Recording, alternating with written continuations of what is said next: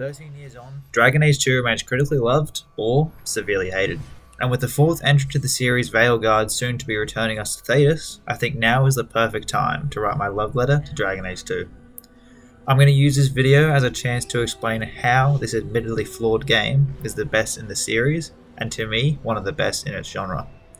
I'm going to do this by discussing critics and players' biggest issues with the game, before diving into companions, player choices, and the game's stories. So, there will be spoilers throughout.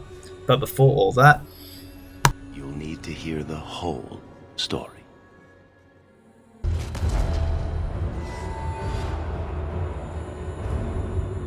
Documented that Dragon Age 2 was pushed through development hell, with a rushed 14-month development cycle between the critically acclaimed Origins in 2009 and its release in March of 2011.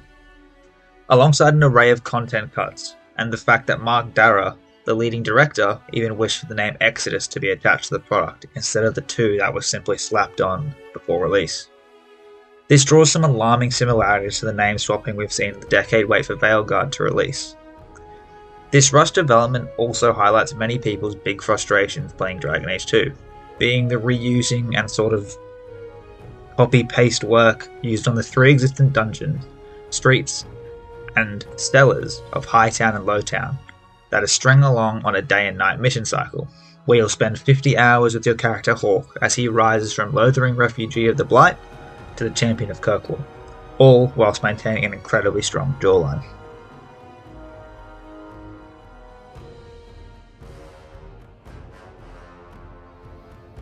Okay, so I'll be the first to admit that it is jarring exploring the exact same streets of Kirkwall, identical caves in the mountain pass, and the copy-pasted dungeons of Lowtown, aside from a quick day trip out to the deep roads. But, as much as I found this strange at first, on my first ever playthrough, no matter how many times I've played Dragon Age 2, as each of the 3 classes, it never really bothered me as I slashed my way through waves of enemies in the game's vastly changed combat system from its predecessor in the unforgiving streets of Kirkwall. Funnily enough, this slashing I mentioned is again a stick people used to beat Dragon Age 2 with. Some players at the time even saying, this would have been better if they named it Hack and Slash 2, alongside a fun comment saying, I struggled to find any semblance of an RPG here.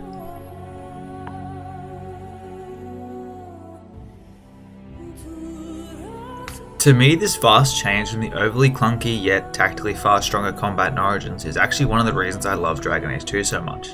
Despite my love of more turn-based games like Divinity and Baldur's Gate 3 in recent years, each of the combat classes in Dragon Age 2 feels flashy, fast-paced and brutal, while still keeping that tactical edge, although admittedly dumbed down from Origins.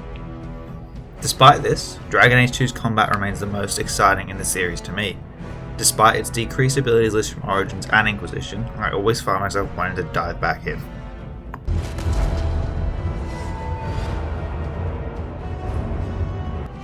Having discussed 2 big pain points for some, it brings us to a key reason why some people absolutely hated Dragon Age 2, and to me, one of the game's biggest strengths, our steel-chinned hero Hawke, and how he is BioWare's hero and not the player's, whether he's in a female or male form. This is all true in the sense that Hawke is not a blank slate. He has a family, a home, and motivations, which I think are ultimately a good thing in the context of the game and the story it tries to tell. The family ties, his history, and the voice provided add pillars to a person's story which you, as the player, can follow. It's clearly not as open to customization as other RPGs, but I believe this allows for a stronger idea to be created of who Hawke is. And although he's not directly yours, the character Hawke's destiny is yours to fulfill. In what remains a divisive topic among RPG players, I sincerely don't care as a voiced protagonist, and in fact, I often prefer it. Personally, I've only ever played as the male Hawke, but in my experience, it cuts out awkward cutscenes and adds another layer of humanity to the character that wasn't able to be presented in Origins. Which, for a game so focused on your character, as Dragon Age 2 is, I think is a good thing. Although, things like this can still happen from time to time. Then let's go. Lead on.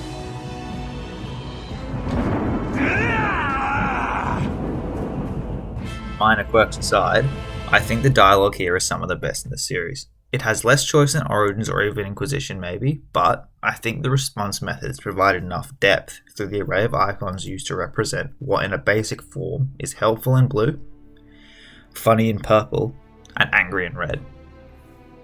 Through the use of these key responses, Hawk is able to develop his own personality based on how you as the player react in dialogue.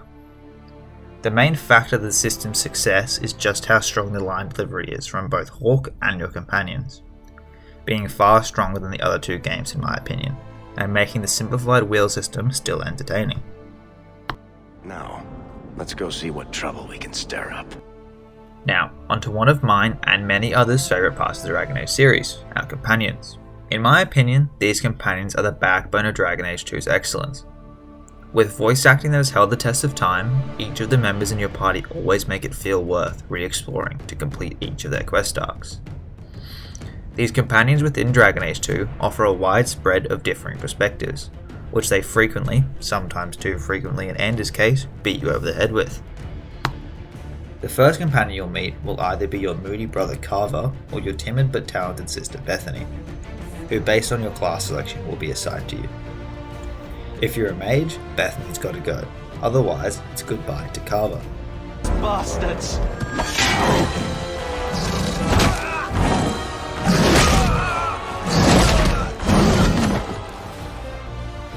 With one sibling remaining, you can later lose into the Templars for a large portion of the game, or, tragically, on the expedition into the Deep Roads early on, if you choose to bring them with you. The next companion you will probably meet will be the fan favourite Varric, Hawk's closest ally, rogue, charmer, and extravagant storyteller who sets you off on the path towards joining he and his brother's expedition into the Deep Roads, and will stay by your side no matter what. After that, you'll probably find yourself running into the brave, intimidating, and righteous shield-bearing Ferelden warrior, Aveline, who you would have met during Orc's escape from Lothlorien, and have her join with the party full-time, and in my case, rarely ever leave it during my entire playthrough. From here on out, you can romance and recruit who you like of the following, but I'll say Anders is next plot-wise. Anders is a former Grey Warden mage who has a sort of split personality disorder with his spiritual and habit justice. But when he isn't complaining about the chantry, or turning blue, or trying to get in your pants, he is one of my go-to companions and plays an integral role as the game's story develops. Next up, Merrill. Merrill is a Dalish elf outcast from her clan and even more so in Kirkwall. An awkward and somewhat shy nature combined with her honest and somewhat see-through motivations make her character seem boring at times, but highly endearing at others. Especially when she isn't getting all blood magic-y. On the other end of the spectrum, Fenris is far more mysterious, sometimes to a point where it's admittedly laughable, but he's always been one of my favourite characters in the game. His bad boy anime-like appearance does look out of place at times, but in an entertaining way, as he swings his comically large sword through his enemies. However, in terms of his writing, his tough exterior driven by a will for revenge after a life of enslavement makes his companion quest a must-complete for me in every single playthrough. Due to pure lack of interest, we're skipping Sebastian the Boy Scout and we're going to talk about Isabella. Isabella is a pirate captain forced into a new life on land and acts as one of the better romance options for Hawk in my opinion. Unromanced, I feel her character has a diminished impact on the plot and my party especially, with my preference to be a rogue. Whilst having completed the romance ramps up some tension in some moments between Act 2 and 3 and takes it from the background of my playthroughs right to the front, becoming an important member as the story comes to its conclusion.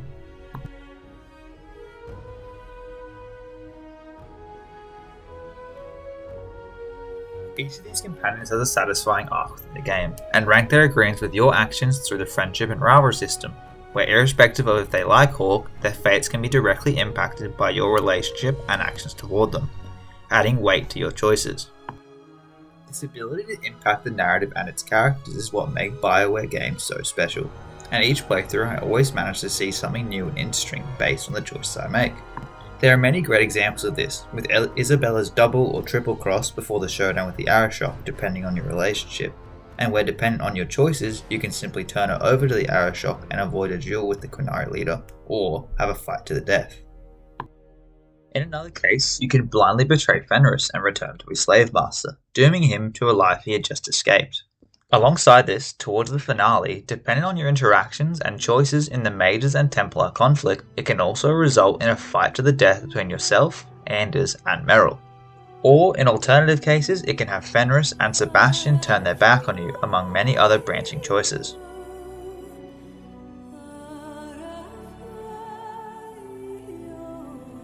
As a final discussion point, I'd like to mention the story. The story may not be earth-changing, but I think this is a good thing and is done in a refreshing way. The story doesn't force you to be a saviour of the entire realm, and instead allows your actions to reflect those of a survivor looking out for both himself and those he cares about, instead of being a prophesized world saver. Despite being smaller in scale than both Origins and Inquisitions and many other RPGs alike, the connection with characters feels far more resonant to me. Each of the big story beats told through the characters, twists, turns, and dramas makes it a tight and engaging experience, where you as the player can truly decide what becomes of Hawke, his companions, and Kirkle as they face down Qunari, Mages, Templars, and sometimes even each other. In summary, Dragon Age 2 is a diamond in my eyes. A diamond in the rough, yes, but still an experience I love dearly to this day. The fast-paced combat, excellent companions, and interesting story make it one of the most enjoyable RPGs to play in my opinion. But most of all, if you made it this far, to the end, I want to say thank you for listening. I've been Cody from The Talentless 2, and if you'd like to hear more from me about many other games to come, feel free to like and subscribe.